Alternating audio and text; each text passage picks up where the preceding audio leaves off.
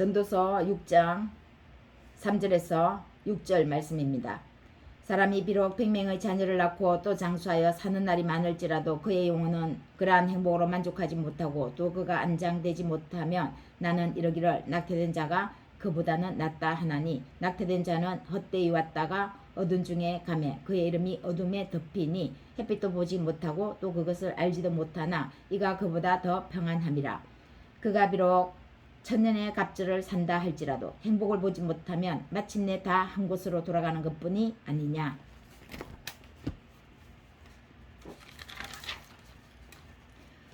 어두운 밤에 캄캄한 밤에 새벽을 찾아 떠난다. 종이 울리고 달기 울어도 내 눈에는 오직 밤이었소. 우리가 처음 만난 그때는 차가운 새벽이었소. 당신 눈 속에 여명이 있음을 나는 느낄 수가 있었소. 오 주여 당신께 감사하리라. 실로암 내게 주심을 나 이제 영원한 이 꿈속에서 깨이지 않게 하소서. 아멘. 사람이 태어나는 것 중요합니다. 그러나 죽는 것은 더 중요하죠. 어떻게 왔다가 어떻게 가느냐는 한 사람의 그로운 발자국을 남기는 것이기 때문입니다. 히브리인의 개념에서는 죽은 후에 땅에 안장되지 못하는 것을 큰 수치로 여겼습니다. 나라의 반역자들이라든지 이스라엘을 우상 숭배로 이끈 사람은 돌로 쳐 죽여서 새와 짐승의 먹이거리로 내던졌죠. 나중에 찾아서 시신을 땅에 묻어주려고 해도 시신을 찾을 수가 없는 겁니다. 솔로몬은 오늘 본문 말씀에서 사람이 상습적인 야만성을 나타내서는 안 된다고 말합니다. 자신의 삶이 어떠한 종류의 삶으로 기억될지를 조금도 고려치 않고 무작정 먹고 마시며 자녀를 낳고 재물을 쌓는 것을 경계하라고 하는 겁니다. 사람에게는 자신만을 위해 죽을 권리가 없습니다. 사람은 하나님의 영광을 위해서 태어났고 하나님의 영광을 위해서 죽는 것이죠. 솔로몬은 인간의 삶에 야만적인 요소가 있다는 점을 무시하지 않습니다. 하지만 우리가 야만인이 되는 것과 야만성을 지니고 있는 것은 다른 것이라고 말합니다. 욕구를 만족시키기 위해 사는 것은 큰 죄악을 짓는 것이라고 시편 73편 3절 9절에서도 말씀합니다. 자기 자신의 욕구만을 채우는 죄악에서 벗어나기 위해서는 우리에게 야만성도 있지만 그것을 다스릴 수 있는 능력도 있음을 아는 것이라고 말합니다. 그런데 이를 인정하지 않으려는 자들에게 그것이야말로 인간이 어리석은 행위이고 신비주의적인 행위라고 말하는 것입니다. 인간이 죄악을 저지르는 죄들 중에 가장 큰 죄가 바로 교만입니다. 자신을 어렵다고 빠지는 이 신비주의, 바로 이 신비주의에 빠질 수 있는 가능성, 이 가능성은 인간 누구에게나 열려 있습니다. 성경은 인간이라면 누구나 죄악에 빠지는 가능성이 열려 있음을 말씀합니다. 그러므로 우리는 이러한 야만성을 인정하고 자신을 절제하라는 성경의 가르침을 따라 살아야 하는 거죠. 야만성을 다스릴 수 있는 능력입니다. 자신을 알고 인정한다는 것은 그 다음에 할 일을 제대로 하기 위한 중요한 단서가 되며 첫 시작이 됩니다. 우리가 우리 자신을 알고 출발하는 것과 알고 인정하면서 출발하는 것과 우리 자신이 누군지도 모르고 어떠한 모습인지도 모르고 출발하는 것은 결국은 지점에 다다랐을 때 내가 실패했는데 그 실패의 원인이 무엇인지도 알지도 못하는 것과 같은 것입니다. 우리가 몸을 가지고 있다는 사실을 늘 인식하고 부인하지 않아야 하는 이유가 바로 여기에 있는 것입니다. 하나님께서 요구하시는 그 요구에 우리가 순응할 수 있기 때문입니다. 우리가 몸을 가진 연약한 육신이라는 사실은 하나님을 의지할 수 있다라는 거죠. 우리의 야만성을 인정하지 않으면 결국엔 정욕에 빠져 헤어나지 못하는 짐승 같은 그런 모습으로 나타납니다. 야만성을 자신 안에 감춰놓고 절제하지 않는 짐승의 모습이죠. 솔로몬은 그런 어리석은 행위에 빠져있는 사람을 향해 차라리 태어나지 않은 자가 그보다 낫다고 말합니다. 악행을 저지르는 것과 악인이 되는 것은 서로 다릅니다. 예수님은 그 당시 천민들을 보고 너희는 너희 아비와 사탄에게 속한 자들이라고 말씀하지 않으셨습니다. 바리새인들을 향해 그렇게 말씀하셨습니다. 겉으로는 고상한 척 귀하게 태어났다고 자처하는 바리새인들에게 말씀하신 것이죠.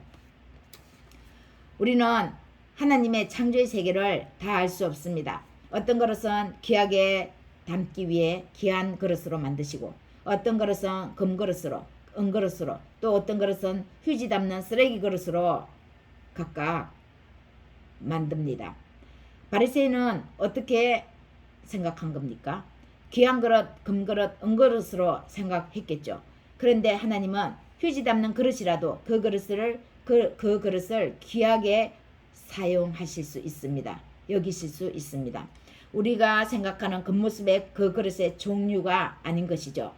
그 겉으로 모양은 금그릇으로 만들었는데 전혀 금그릇의 값어친 만큼 그 그릇을 하나님은 사용하지 않으실 수도 있으십니다. 디모데 후서 2장 20절에서 21절 큰 집에는 금그릇과 은그릇 뿐 아니라 나무그릇, 질그릇도 있어 귀하게 쓰는 것도 있고 천하게 쓰는 것도 있나니 그러므로 누구든지 이런 것에서 자기를 깨끗하게 하면 기히 쓰는 그릇이 되어 거룩하고 주인의 쓰심에 합당하게 되며 모든 선한 일에 준비함이 되리라. 어떤 그릇의 모양이 아니라 그 그릇 안에 담겨지는 내용물을 뜻하는 겁니다. 그 내용물이 깨끗해야 하나님은 쓰신다는 겁니다. 바리새인들은 짐승 같은 야수성을 감추고 비스의 탈을 쓰고 있었습니다. 하지만 당시 바리새인들 중 훌륭한 사람도 몇몇 있습니다. 니고데모, 다수의 사울, 나중에 바울이 됐지 않았습니까? 마태복음 2장 21장 31절 예수님이 바리새인들에게 말씀하십니다. 내가 진실로 너희에게 이르노니 세리들과 창녀들이 너희보다 먼저 하나님 나라에 들어가리라. 바리새인들은 세리와 창녀들을 가장 천민 취급을 했습니다. 그런데 하나님이 가장 천민 취급한 그들이 오히려 바리새인들보다 하나님 나라에 들어갈 것이라고 예수님은 말씀하십니다. 기절초풍할 일이죠. 사람 취급도 하지 않았는데 전혀 바리새인의 생각과는 다른 내용입니다. 우리가 생각했던 것과는 전혀 다른 내용이죠. 자신의 악행에 대해 죄의식을 가진 사람들은 이미 악한 사람들이 아닙니다. 요한복음 9장 35절에서 41절 예수께서 그들이 그 사람을 맹인으로서 고침받은 사람을 쫓아냈다 하는 말을 들으셨더니 그를 만나서 이르시되 인자를 믿느냐 주여 그가 누구시오니까 내가 믿고자 하나이다. 예수께서 이르시되 내가 그를 보았거니와 지금 너와 말하는 자가 그이니라. 예수께서 이르시되 내가 심판하러 이 세상에 왔으니 보지 못하는 자들은 보게 하고 보는 자들은 맹인이 되게 하려 함이니라. 바리새인 중 예수와 함께 있던 자들이 이 말씀을 듣고 이르되 우리도 맹인인가? 예수께서 이르되 너희가 맹인이 되었더라면 죄가 없으려니와 본다고 하니 너희 죄가 그대로 있느니라. 바리새인들은 여전히 자신들의 자아실현 그 교만에 빠져 있었습니다. 그런데 그들은 맹인이었던 것입니다. 본다고 하는데 맹인인 거죠. 주님은 우리의 교만, 자아실현 등의 죄악들과 함께 맹렬하게 대항하셨습니다. 우리의 큰 죄악이 교만입니다. 모든 죄는 우리가 짓는 죄, 알고 짓는 죄, 모르고 짓는 죄, 그 모두가 다 이 교만에서 파생되어 나옵니다. 내가 시기와 질투를 했는데 왜 이 시기와 질투를 했는지 그 원인을 추적해서 들어가 보면은 내 안에, 우리 안에 이 교만이라는 큰 죄악 덩어리가 꽁꽁 숨어 박혀 있습니다. 내가 간음을 했는데 이 간음을 추적해서 들어가 봤더니 이 교만이라는 이 큰 죄악 덩어리가 꽁꽁 숨어 박혀 있는 거죠. 나는 남보다는 훨씬 낫다는 생각에 내가 세상을 향해서 간음하고 다른 사람을 향해서 간음하는 것입니다.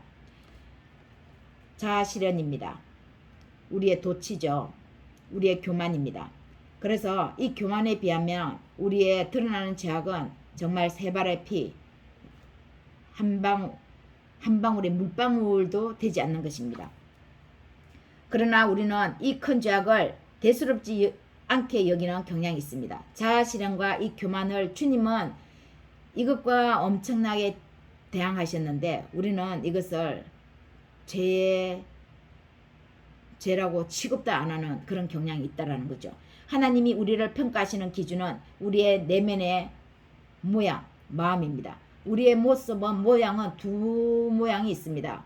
외형의 모양과 내면의 모양이 있죠. 그래서 우리는 겉으로 드러나는 이 모습은 잘 볼 줄 아는데 내면의 우리 마음의 모양은 우리 스스로가 잘 보지 못합니다. 그것이 큰 죄악입니다. 교만이 무서운 것이 교만한 사람은 자기가 교만하다고 아무도 느끼지 못한다는 것에 있는 것입니다. 자기 자신이 교만한데 자기 자신이 교만한다는 걸 못 느끼는 게 그게 엄청 무서운 거죠.